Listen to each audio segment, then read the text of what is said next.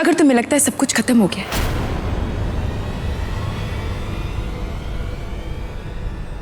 तो ये क्या है? ये वही खाने का बिल है जो तुमने ऑर्डर किया था। वेज सीख कबाब, शाकाहारी खाना। सॉरी, मुझे किचन में ये तुम्हारे झूठ के खिलाफ और तुम्हारे विश्वास के सहारे ये सबूत। और अगर तुम्हारा विश्वास खत्म ही हो गया तो कल रात अखंड ज्योत को बुझने से बचाया क्यों? या फिर ये सारा कुछ इसलिए क्योंकि तुम जानते हो कि तुम इंसान हो और वो भगवान है। तुम आज भी दिली दिल में उन्हें मानते हो पर लोगों के सामने इनकार करते हो।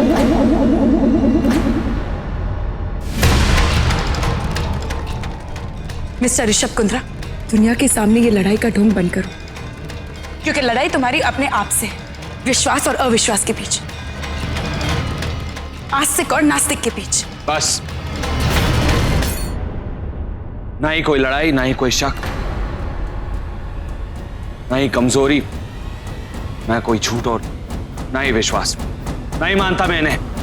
नहीं मानते ना इन्हें? तो ठीक है, वैसे भी तुम्हारे लिए मूर्ति एक पत्थर है ना, सिर्फ पत्थर। तो उठाओ इसे और बाहर फेंक दो इसे।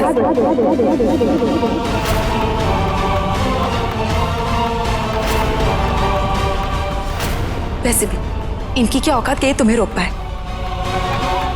तुम तो ऋषभ कुंद्रा सुपरस्टार हो ना, ये घर तुम्हारा है, तुम मालिक हो ना इस घर के। फेंको इसे, जिता दो अपने आप को और हरा दो मुझे और इन्हें भी।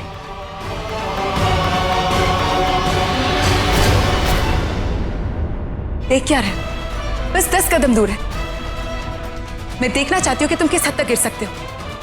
जाओ। हिम्मत नहीं हो रही है क्या? वो मिस्टर ऋषभ कुंद्रा, दिखा दो सबको। डर गए तुम? चलो चलो ना, फेंक दो इन्हें बाहर। ठीक है, आज ये पत्थर, ये मूर्ति इस घर से बाहर होगा और तुम्हारा झूठा विश्वास भी।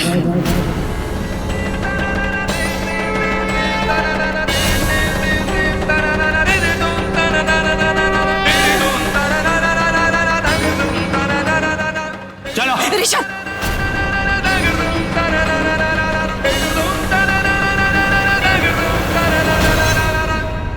विघ्नेश्वरो विघ्नहरेश पूज्यो निर्विघ्नकार्यो सकलार्थ सिद्धि।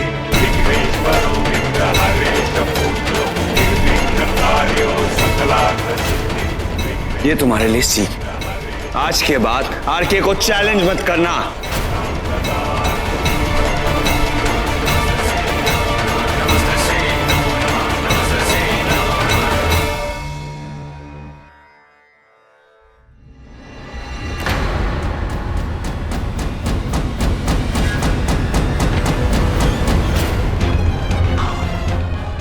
बिट्टू जी,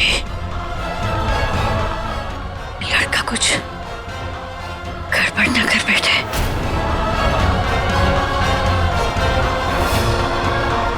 और चलिए दीपाली, चलो चलो।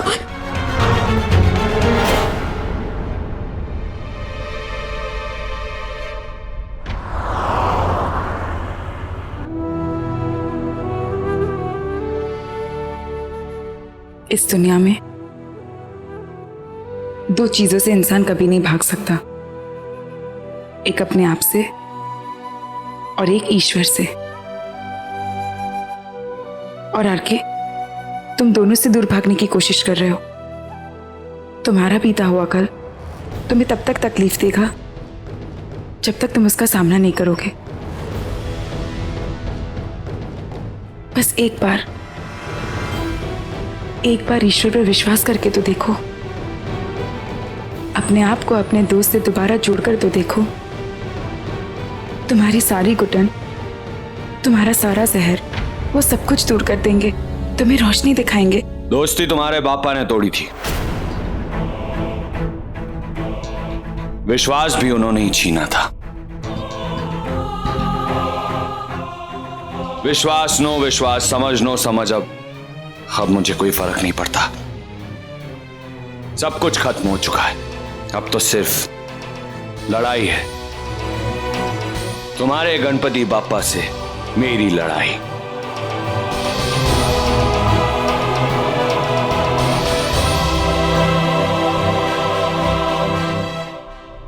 पर आरके, ईश्वर के साथ कोई लड़ाई नहीं कर सकता। लड़ाई है और लड़ाई रहेगी। बीवी, मैं तुमसे नहीं कह रहा कि तुम अपने गणपति बाप्पा से रिश्ता तोड़ो, तो तुम मुझे रिश्ता जोड़ने के लिए मत कहो। तुम्हें अपनी विश्वास वाली बकवास को मानना है तो मानो, लेकिन मेरी जिंदगी में दखल देने की कोई जरूरत नहीं है। तुम्हें मुझे बताने की जरूरत नहीं कि मुझे क्या करना चाहिए क्या नहीं करना चाहिए। बहुत हुआ तुम्हारा तमाशा, बस अब और नहीं।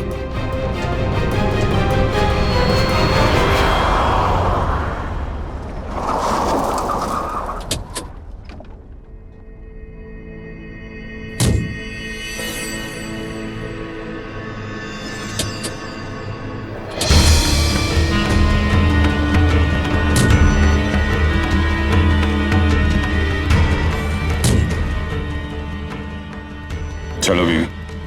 तुम्हारे भगवान तुम्हारा इंतजार कर।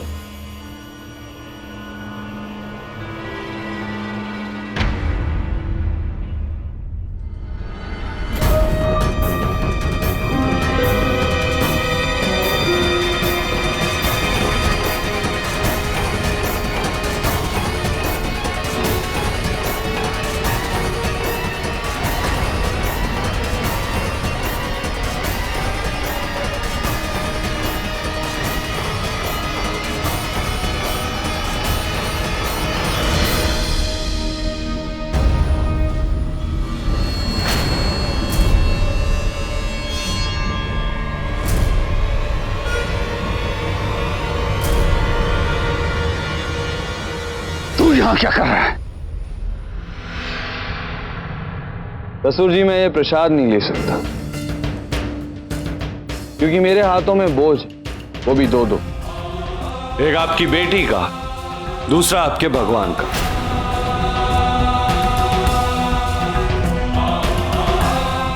सासू मां, ये रखिए अपना बोझ नंबर 1।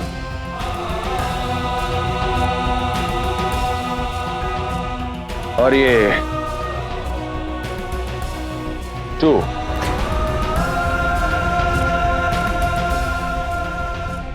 वैसे भी इन्हें कुछ अच्छा नहीं लगा होगा मेरे साथ रहकर।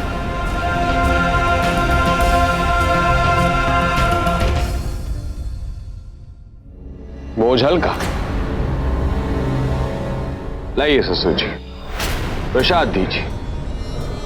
वैसे मैं आपको बता दूं कि मैं प्रसाद नहीं लेता हूं। वो तो आपकी कहानी में री एंट्री हो गई और आपकी और आपके गणपति बाप्पा की इज्जत रखने की। मैं प्रसाद लेने को तैयार।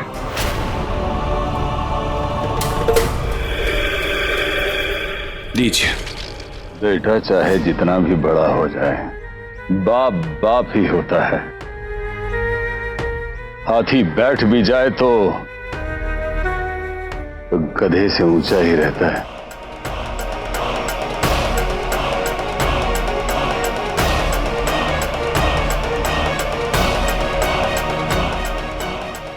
ईश्वर को लोग परम पिता कहते हैं। आर के, उनके सामने इतना घमंड मत दिखा, टूट जाएगा। क्या डायलॉग मारते हैं ससुर जी। अरे आपको तो फिल्मों में विलेन होना चाहिए। बाप बेटी दोनों सेम टू सेम बात करते हैं। अच्छा बीवी, एक बात बताओ, तुम इन पर गई हो या ये तुम पर गए?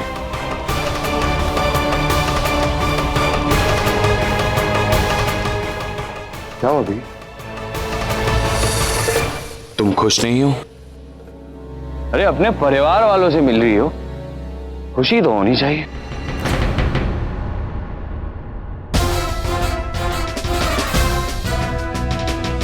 क्यों आया तू यहाँ पे? किसने बुलाया है तुझे? ससुर जी, आपके नाराज होने की 3 गलत वजह है। वजह नंबर 1, मुझे यहां आने के लिए आपको पूछने की जरूरत नहीं है। दामाद हूं मैं आपका।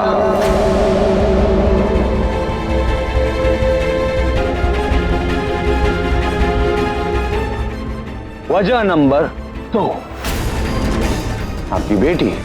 और आपके गणपति बापा को मैं यहां लेकर आया हूं। और वजह नंबर 3, मुझे यहां पर आपकी बीवी, ओह सॉरी, ये तो आपकी बीवी है ही नहीं, खैर मेरी सासू मां,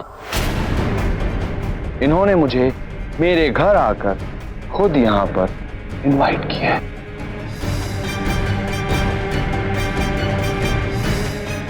सासू मां, प्लीज बताइए इन्हें।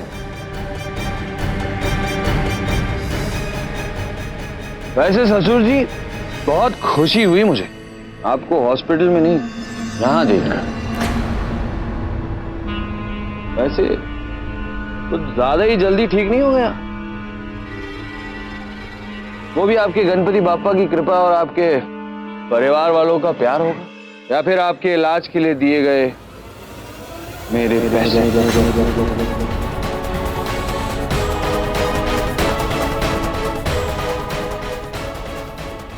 बस अब और तमाशा खड़ा मत करो। तमाशा? तमाशा और खड़ा क्या करना है बीवी? ये तमाशा ही है।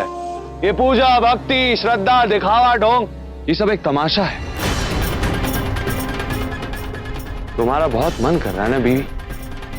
तुम तड़प रही होगी ना अपने परिवार के साथ इस तमाशे का हिस्सा बनने के लिए।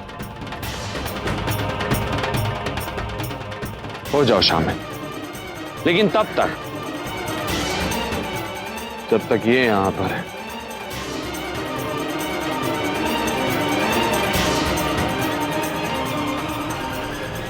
और बदले में एक और चीज कर देना कि तुम्हारे गणपति बप्पा के साथ इनका भी विसर्जन कर देना, और इन्हें समझा देना कि अगली बार ये मेरी जिंदगी में ना आए।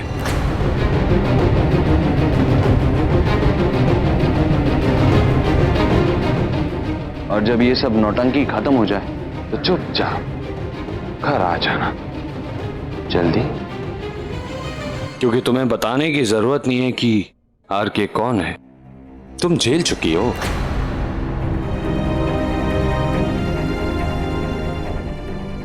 Good girl, bad boy, bad boy, good girl.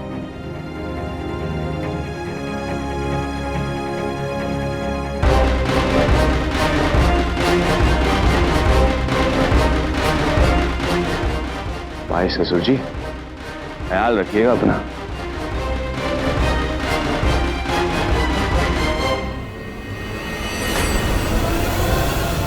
क्या बात है?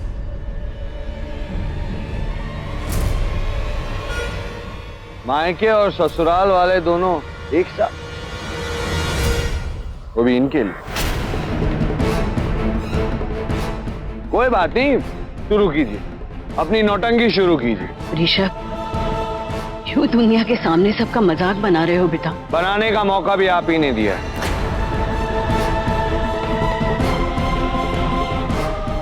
इस पत्थर पर विश्वास, पर अपने आप पर नहीं।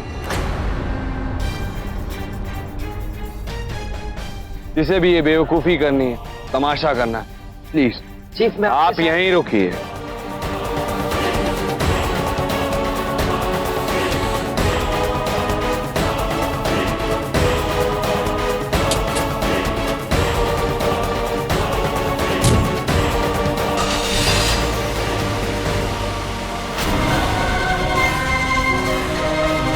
मैं आरके की तरफ से आप सबसे माफी मांगती हूँ। नहीं माँ, आप माफी क्यों मांग रहे हो? जिससे आप सबका अपमान किया है, आपको चोट पहुंचाई है, वो मेरा बेटा है, और जिसे सुधारने की अब मैं सारी उम्मीदें खो चुकी हूँ। नहीं माँ, ऐसा मत बोलिए। अभी सब कुछ खत्म नहीं हुआ। अभी उम्मीद नहीं छोड़ सकते। गणपति पापा चाहेंगे तो सब कुछ ठीक हो जाएगा। जो इतनी आसानी से बदल जाए वो आर के नहीं मधु। तुम उसे बस कुछ हफ्तों से जानती हो, मैं कई सालों से। नहीं, जहां विश्वास होता है वहां चमत्कार होता है। एक माँ ने दिल से ईश्वर को पुकार लगाई है। ईश्वरी पुकार जरूर सुनेगा। इंसान अपनी कोशिश में हार सकते हैं, पर भगवान वो कभी नहीं हारते।